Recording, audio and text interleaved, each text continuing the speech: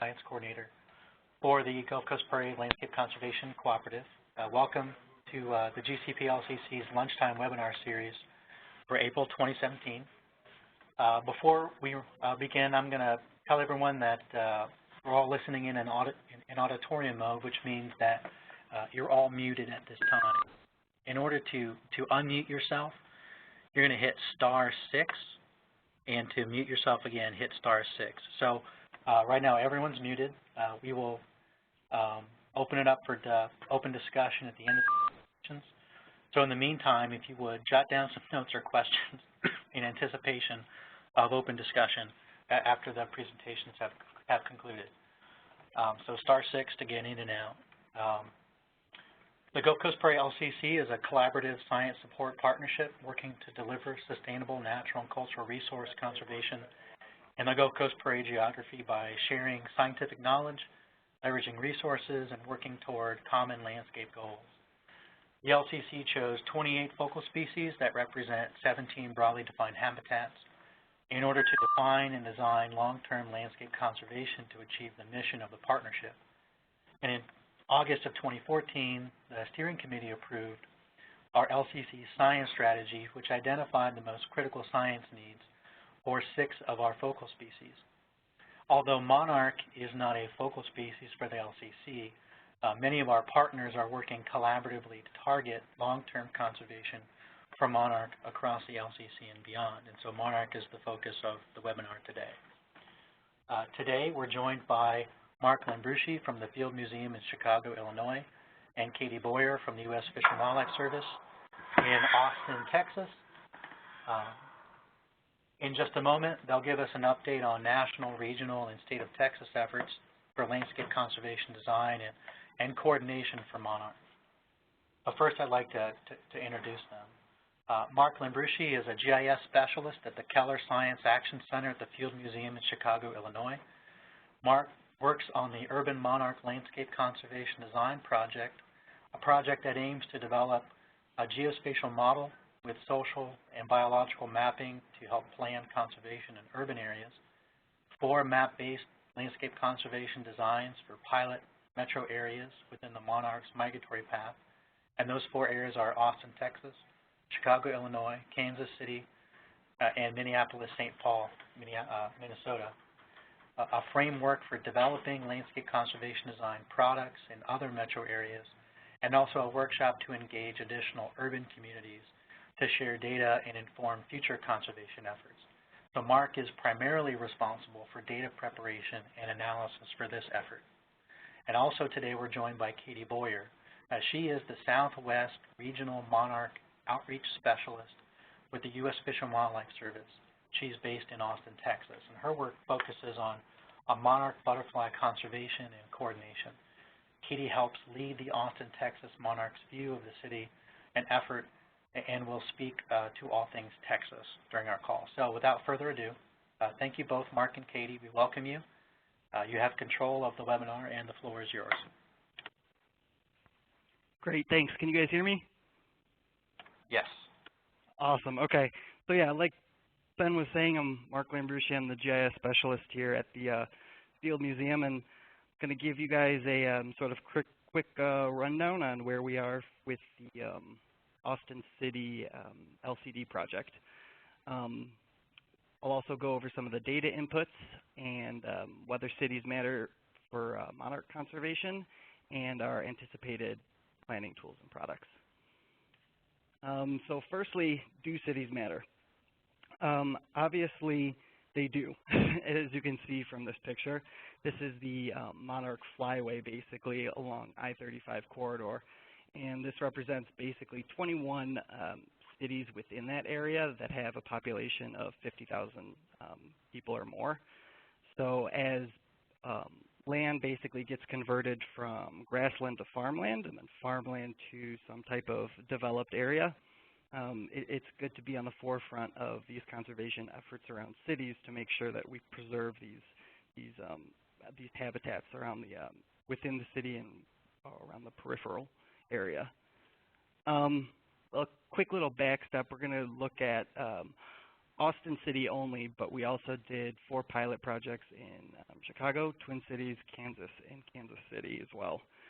These pilot projects were designed to look at 4 things, 4 variables: baseline milkweed, which is what is currently on the ground, the amount of land available for conversion, that is plantable space, arable land within these areas, social engagement.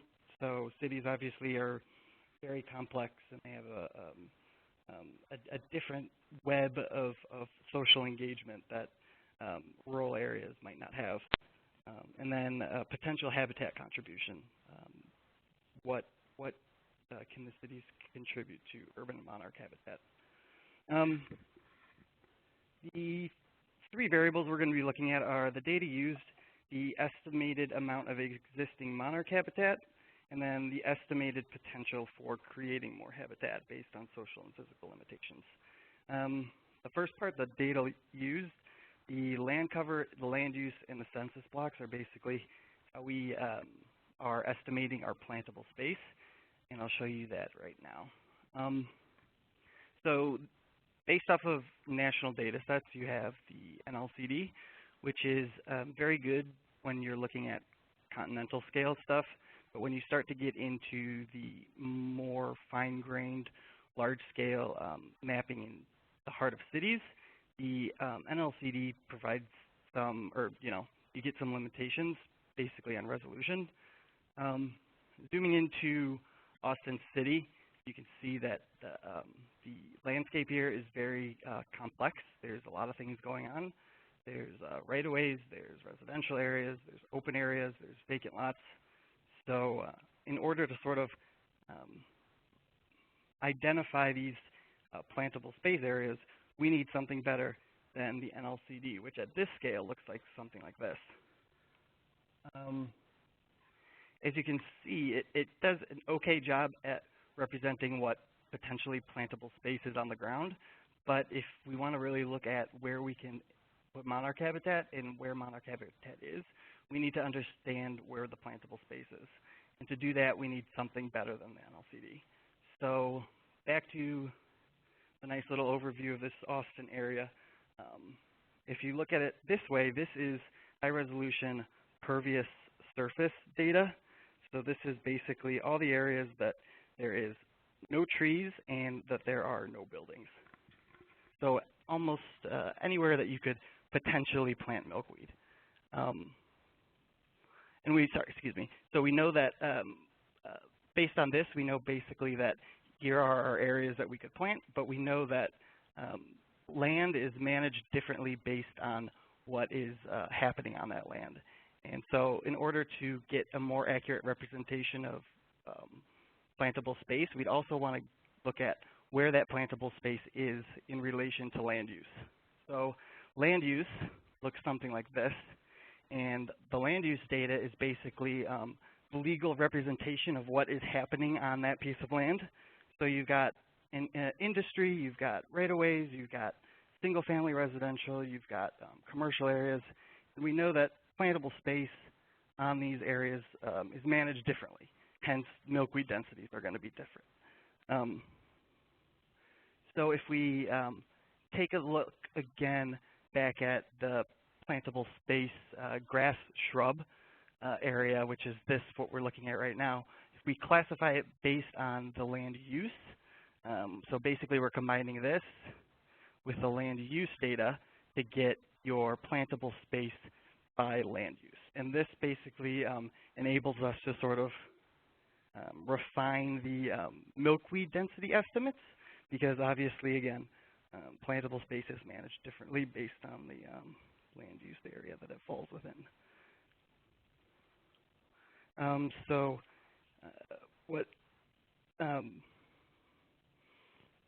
So the next is basically we're going to be looking at trying to find those densities within those land use areas. So what's the density in agriculture? What's the density in single-family residential? What's the density in commercial open space, or commercial areas and open space areas within downtown metro areas? And in order to do that, this is a Chicago example.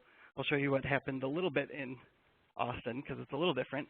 So in Chicago, we set out these transects that went from basically, the east side of Chicago all the way to the west side. And these census tracts were basically selected based on where the transects hit. And then the land use within those areas were sampled. So if you can see in the upper right-hand corner, you've got those little dots, and those are all the different types of habitat that our tech teams surveyed, along with sort of garden patches and then natural areas or gardens. When they went out to these areas, we also developed a collector app for the data collection.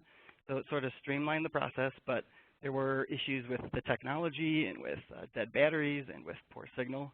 So that obviously posed some challenges to us. But what happened in Texas was a little different. If you look at this map, you've got our 4 cities here, and if you look at Texas in that little red circle right in the area, we have, in the other areas, we have land use for all the counties. So unfortunately, in Austin, Texas, the land use is a little different in that it doesn't exist because they have issues with land rights and people not feeling comfortable with a regional planning agency to tell them what to do sort of on the land. So unfortunately for Austin, Texas, we were only able to get land use data basically within that red circled area. And it sort of looks like this. So these are our metro transects that radiated outwards from Austin City. The tech team sort of went out there and did their sampling. Unfortunately, though, as you can see,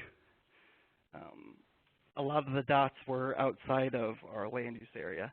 And since we were not sort of able to get that data, we only could use these highlighted light blue sampling spots for our analyses.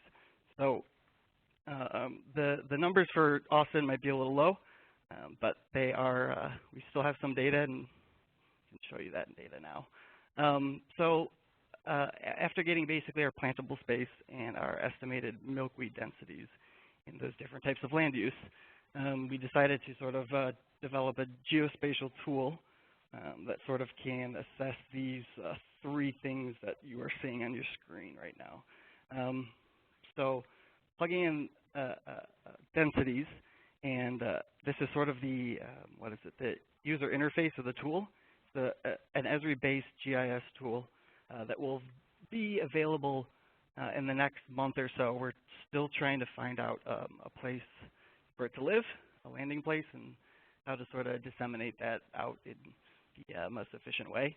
But as you can see, this, if you're familiar with the national model that Jason and Wayne created a year or so ago, this model is based very much on their script. So as you can see, you've got our different land use areas. So you've got your agriculture, you've got your residential single family, you've got your common open space, and you've got their associated densities along with them. So if we sort of multiply those out, we're basically seeing these are Austin densities in yellow, the total plantable space in brown, and then the total milkweed, the total average milkweed based on that density. So in Austin City right now, there is just shy of 2.7 million milkweed, which is a fair amount, remembering that Austin was only sort of the metro area that we could do. So it's still a good amount of milkweed even for that little area. This is what sort of the outputs of these of the map looks like. This is the Austin baseline milkweed estimates. In green, you've got sort of the average stem per acre in these census tracts. So, more or less, it is sort of weighted based on, the size of the census block. So what you're seeing right now is basically larger areas are going to have sort of a higher stem density, and thus they're going to have basically a higher total stem count. But within the tool, again, if you're only looking at specific land uses, say single-family residential, you can sort of tease those, just those areas out if you want to look at them.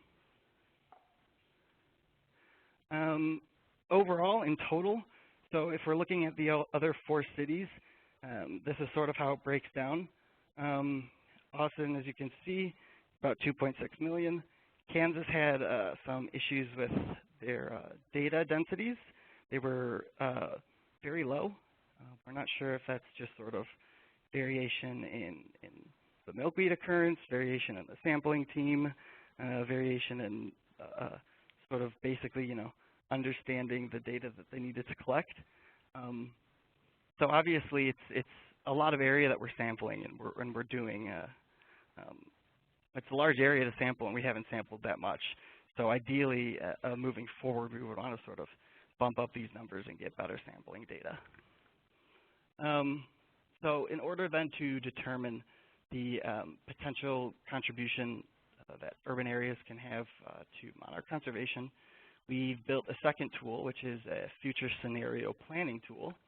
And that is based off of these sort of these things that we're calling enhanced sites. So these enhanced sites have, on average, a higher milkweed density than the sites that were hit on the Metro transects. Additionally, they also have some sort of management that has happened or is happening on that piece of land. This slide that you're looking at right here is one in Chicago, actually. This one is Sherman Hospital. And if you can see, almost all of that land that is grass shrub is milkweed habitat, and they've planted milkweed all over it. Our tech teams went out there, and in some places they were finding milkweed densities, 1,500 milkweed stems an acre.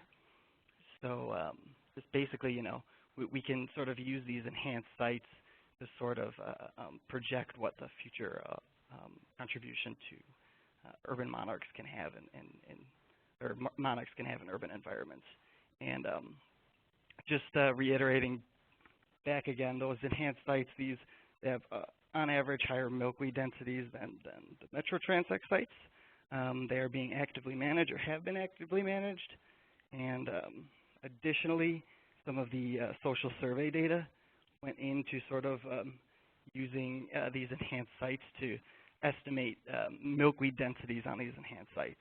So we would ask a residential landowner that has a very nice sort of native garden habitat that sort of how many milkweed stems do you have and how big is your garden, so we can get an idea of sort of what those densities are.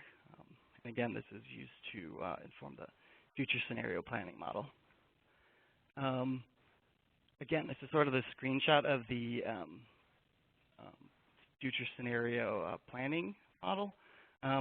We have 2 inputs here. You've got, on the top, you've got your stems per acre, your density, and on the bottom you have your adoption percentage. The adoption percentage is basically how much land you want to convert at that density. So how much land do you want to change to exemplary site density for single-family residential or offices in campuses. So sort of running through that enhanced site density and scenario planning, as you can see, we've got the Austin plantable space on the left, and you've got your adoption scenario. So we're saying take 2% of that 44,000 acres and convert it to our enhanced site milkweed density, which is 470 stems per acre. And some people might think that 470 stems an acre is a lot, but we've talked to multiple people that have had, you know, between like 25 to 50 stems in like 1/10 of an acre. So it's not necessarily out of the ballpark. It's a very potential and reasonable density to actually achieve, which surprised me. But so if we sort of run through that scenario planning model and we do the 2% adoption at the exemplary site density, we're getting on average an additional 1 million stems, which represents basically converting 2,700 acres to exemplary sites milkweed density, which is, it basically goes to show you that a little amount of effort, a little amount of work, converting a little amount of the land can lead to these huge changes. And to show you, I'm going to just sort of show sort of this quote from Blevins in 2016 about how we need 425 milkweed stems an acre, or milkweed stems to create one overwintering hectare. These adoption percentages below represent Chicago. I'm showing Chicago just because we could do the all seven counties, and unfortunately, you know, Austin was so small, I didn't want to sort of weight the numbers negatively. So using sort of those same enhanced site densities with a 2% adoption, we're getting an additional 8 million milkweed stems. A 5% adoption, we're getting at an additional 20 milkweed stems, and then a 10% adoption, we're getting an additional 41 milkweed stems. And in those percentages to the right basically represent what is the percent of one overwintering hectare. So this is just one city. So one city has a pretty good potential to increase a lot of the urban monarch habitat. Some of the challenges faced, again, drastic variation of milkweed densities across land use areas within each city. That was a big one. The variability of the quality of data between the cities. This is both land use data and land cover data.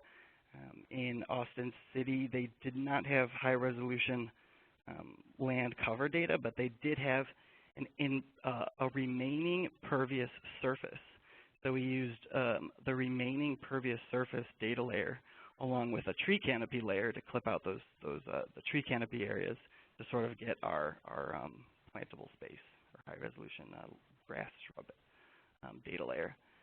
And then, again, effectively sampling across large geographies.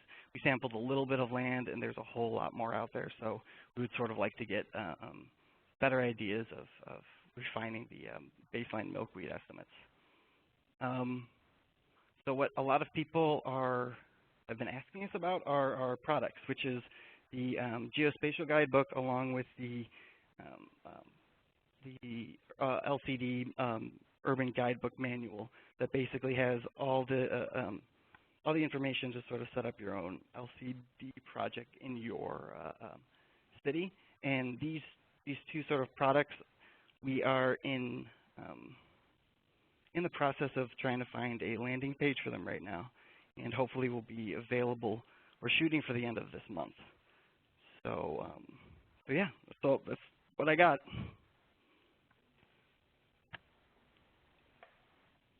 All right, thank you, Mark. We're going to hold questions until the end of the second presentation. Okay. So we're going to transfer the ball over to Katie Boyer. She's going to give us some updates from various things happening in the state of Texas. So Katie, if you can. Yeah, can you hear me, Ben? Yep, you're up now. Thanks, Perfect. Katie. All right. So thanks for that. That was excellent, Mark. And so I'm going to talk a little bit more about the broader efforts across the whole state, concentrated in urban areas. And as Ben introduced me, I am the Monarch Outreach Specialist for Texas and Oklahoma, and I am located in Austin, which is very convenient for the Urban Landscape Conservation Design Project. Because it is April 5th and we are just starting to see monarchs here, I figured I would start with a map showing the Journey North update for the spring 2017 monarch migration. And what you can see there is lots of yellowish-orange dots scattered throughout Texas and Oklahoma and Louisiana. And those are our first monarch sightings that started popping up March 29th. And I saw my first two monarchs earlier this week, actually. So those of you who are located here in Texas, definitely be on the lookout for monarch activity. So the Fish and Wildlife Service is actively supporting monarch conservation efforts in both urban and rural environments. As I mentioned, I'm focusing today more on the urban component of this monarch movement and providing some updates on different pieces to the monarch puzzle here, and what different groups are doing to try to make a difference and protect monarchs. What you're seeing in these pictures here is the wide variety of habitats that monarchs are known to use, and this plays off of what Mark was saying earlier about, how much cities can be used by monarchs and how important they can be to that habitat, providing habitat for monarchs. So we can have milkweed growing in the middle of city centers or out in rural agricultural areas, and if it's there, the monarchs will come. So one of the ways that urban citizens can get engaged in pollinator and monarch conservation is through the National Wildlife Federation's Mayor's Monarch Pledge. What you're seeing here is a map of all of the different cities that have taken the Mayor's Monarch Pledge. And this is a program led by National Wildlife Federation to help cities and municipalities commit to creating monarch habitat and educating citizens about how they can get involved and make a difference in monarch conservation. When a city takes the pledge, they commit to at least 3 of 25 specific available action items that vary in complexity and commitment. But these are things like launching a public communication effort to encourage citizens to get involved, hosting a monarch festival, taking a proclamation to raise awareness about the decline of the monarch. So a wide variety of actions that these cities are committing to. To date, there have been 281 pledges across the United States, and 69 of those are located here in Texas. So we are definitely leading this effort, and we are happy to be doing that. 96 of those cities are in what's called the Leadership Circle, committing to 8 or more action items of the available 25. Which is pretty impressive as well. And 2 of the 281 pledges are what's called Monarch Champions, and those are cities that have committed to all of the available action items. Those 2 are also in Texas, so it's San Antonio and McAllen, Texas. The National Wildlife Federation has been really successful in launching this campaign just over about a year and a half ago. And on average, with all of these different cities, each city is committing to about 6.4 action items. So that's pretty good, given that the city is only required to commit to 3 at a minimum or up to 25. So they're doing great things here. Most recently, the Mayor's Monarch Pledge has expanded to include Canada and Mexico and is now part of this tri-national effort. There have been 6 pledges from Ontario, and just last week, the first from Mexico actually was, the first city in Mexico took the pledge. So as a part of their Mayor's Monarch Pledge efforts, the National Wildlife Federation is developing what's called monarch networks in key cities throughout the monarch's range. And what you're seeing here is a list of those cities. And note that 6 of the 8 cities where they're developing monarch networks are located here in Texas. So those are Dallas, Fort Worth, Austin, San Antonio, Houston, and the Rio Grande Valley, which was started by that McAllen, Texas monarch champion city. So in those urban monarch networks throughout Texas and in a couple of other locations as well, there is a goal to increase open communication about current activities that the cities and their partners are undertaking to benefit monarchs, as well as their initiatives. And the second goal is to develop a monarch conservation action plan for the community. So these are going to be written plans that will detail a communication strategy about outreach for new audiences with a shared message across any sort of agency or nonprofit kind of boundaries. Developing a plan to prioritize habitat projects and establish habitat based on best practices, expand educational programs in local schools, and the fourth component of these plans is encouraging research and citizen science efforts across the community. So I'm talking about all of this because the piece that the urban landscape conservation design really fits into is how these cities can prioritize habitat projects and establish habitat based on best practices. So the tools coming out of the Field Museum's efforts there are going to be really critical in helping these cities, such as Austin, to develop that plan. And these are going to be drafted in the Monarch Network cities I mentioned previously, but within the next couple of months. So I think by summer we'll have final plans for all of those cities. But coming back to the city of Austin, we were one of the first cities to take the National Wildlife Federation's Mayor's Monarch Pledge back on September 22nd, 2015. So that's the time frame that the pledge has been in effect, and it's really remarkable to see how much it's grown. As the Monarch Network that was established here is called the Centex Monarch Alliance. The National Wildlife Federation, with their leadership in these Monarch Network cities, one of the things that they do is help the groups kind of get established, pick a name for themselves, develop a logo, work on the plans, and try to figure out how best to communicate regardless of who you work for.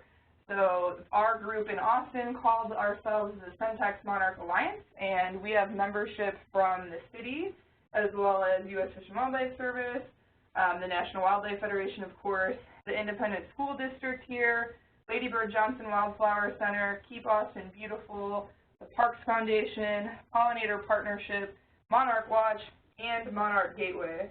So we have a huge amount of membership and participation in this Monarch Network, and we have regular meetings that help us to communicate about what's going on and what we could do in the future. The picture on the right here is just illustrating a site where the National Wildlife Federation built a demonstration schoolyard habitat. It's really a nice project area there. Kids are taken out there for field trips. It's called Discovery Hill Outdoor Learning Center. And there's been increased movement to do more outdoor classrooms similar to this throughout the Austin environment, creating more habitat for monarchs and more milkweed. So as a piece to what the City of Austin has been doing with the Mayor's Monarch Pledge, they developed a wildflower meadow initiative. And as such, they had the City Council release this resolution, which essentially allows them and charges them to initiate a process for incorporating the cultivation of native milkweed, where feasible, into the city's landscape. And at these sites where they're developing wildflower meadows, they've developed this nice little sign that you see on the right to educate the public about why a certain area may not be mowed, which, this can be an issue with private landowners, wanting things to look very neat and clean, but not necessarily understanding the purpose of leaving it in a more native state. So these signs will be scattered throughout the city of Austin at these wildflower meadows. And again, that urban LCD efforts and the maps generated can help the City of Austin Parks Department kind of determine where they might want to take on incorporating the cultivation of milkweed and putting these signs up and changing mowing schedules. So they all work in tandem together. Another thing that the City of Austin has launched as a result of the Mayor's Monarch Pledge is the Wildlife Austin Pollinator Challenge. And this is a challenge to the general public to support pollinators with specific plant palettes, and they have information on the website listed here to encourage citizens to get engaged and make a home for bees, butterflies, beetles, moths, and hummingbirds in their own backyards.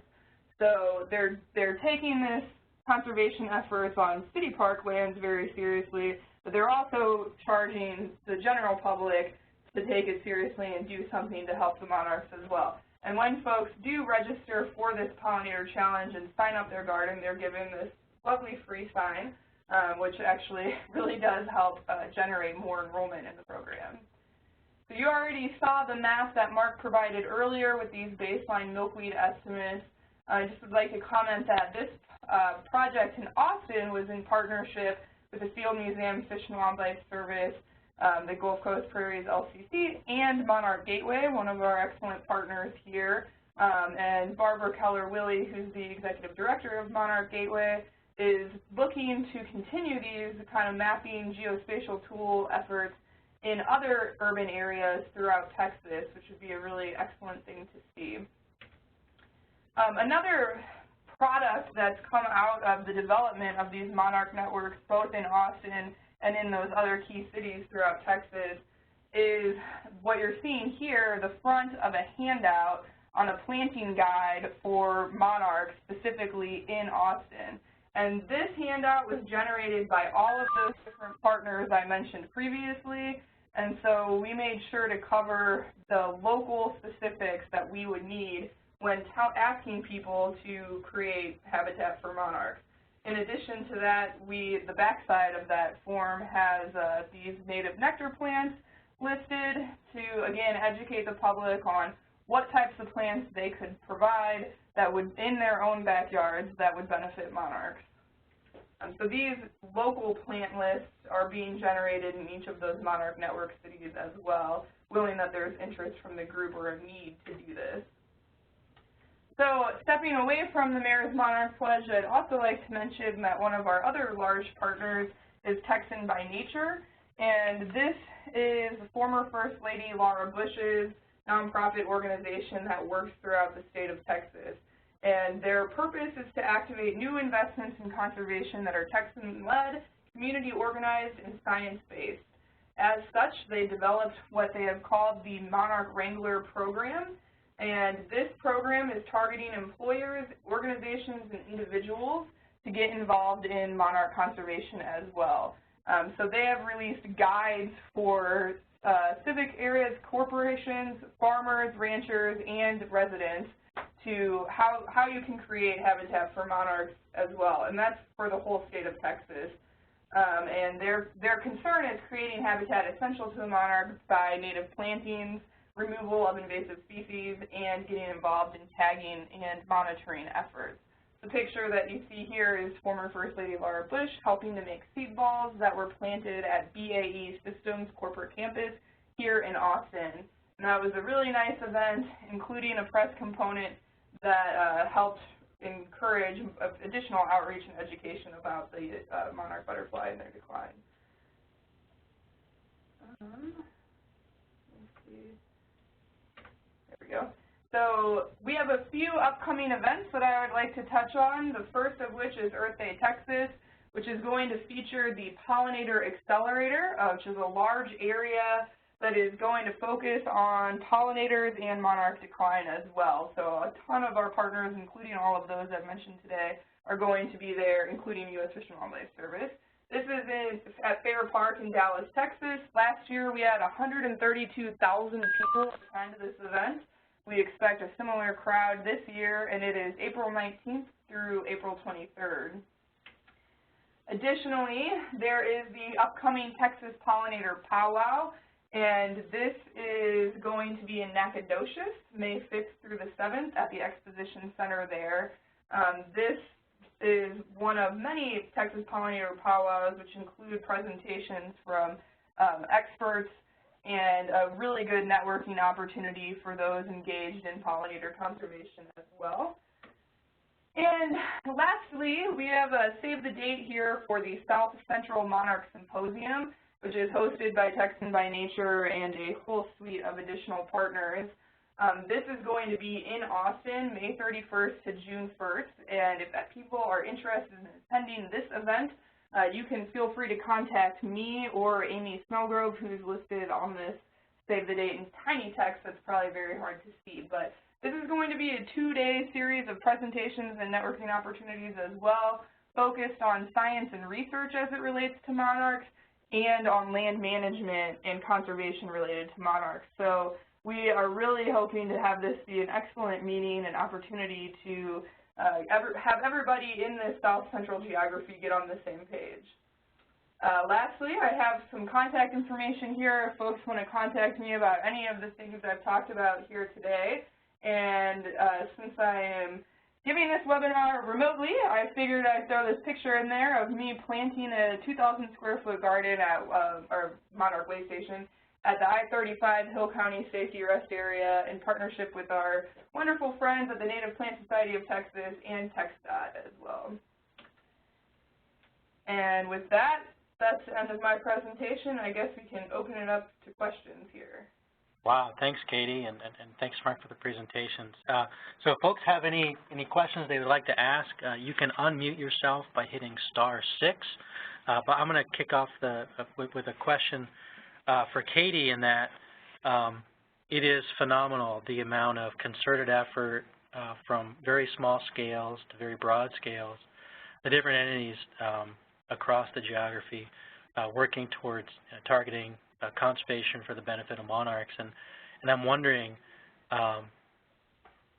is there a resource? Is there a website? Is there a coalition? Or where does someone go to get more information about these efforts, kind of in a centralized place? Or is there even something like that? You know, that is an excellent question. So it kind of depends on where you are. Of course, the Fish and Wildlife Service has a national page that's at fws.gov/SaveTheMonarch, and so some information is located there. But in a particular geography, like throughout the state of Texas, Texas Parks and Wildlife Department is probably the best bet. They also have a Monarch page, and it links to some fact sheets that we've prepared together collectively, as well as their Monarch Conservation Plan. But there's still so many different efforts going on at the same time. So in some of these Monarch networks, including Oklahoma City, I'll use that as an example, that group wanted to have a local website that had all of the information for that city, including the Mayor's Monarch Pledge and the federal side of things and citizen side of things. So they actually created a new website for that area.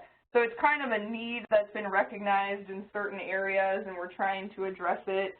But I would say, you know, start with the services site and or the Texas Parks and Wildlife Department site for the large-scale updates.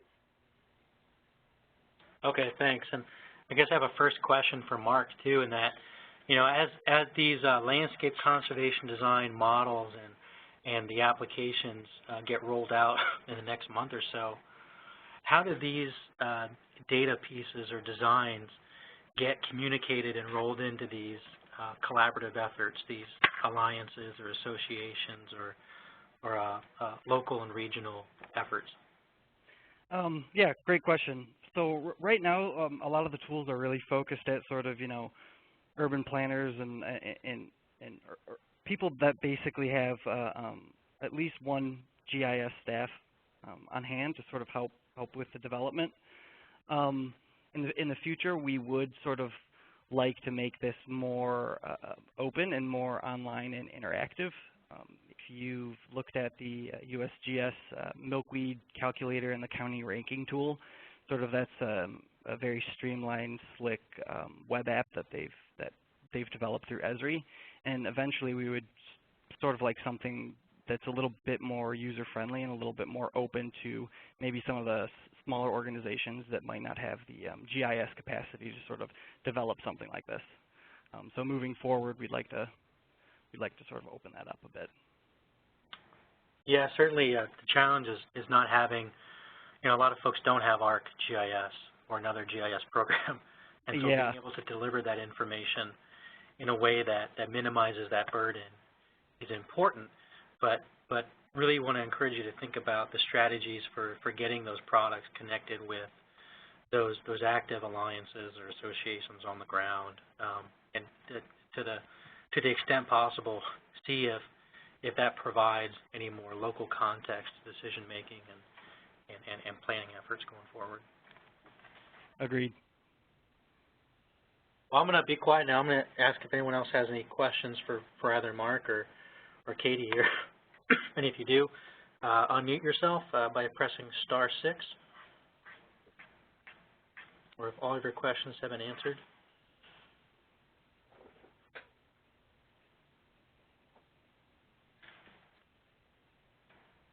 All right, well, I'm not hearing any questions from folks on the phone. So I want to maybe wrap it up by saying thanks to both Katie and Mark here for presenting some of the national, regional efforts for landscape conservation design, and also especially Katie for providing an in-depth look of all the different collaborative efforts across Texas and parts of Oklahoma as well, and get us clued into some of the regional efforts upcoming for powwow, and the symposium by Texas by Nature and others. So this recording will be posted online and will be shared with a lot of other people, so folks who are unable to view it will have a chance. So again, I'll thank you both for your time and everyone else for listening in. Thank you. All right. Thanks, Ben. Have a good day, everybody.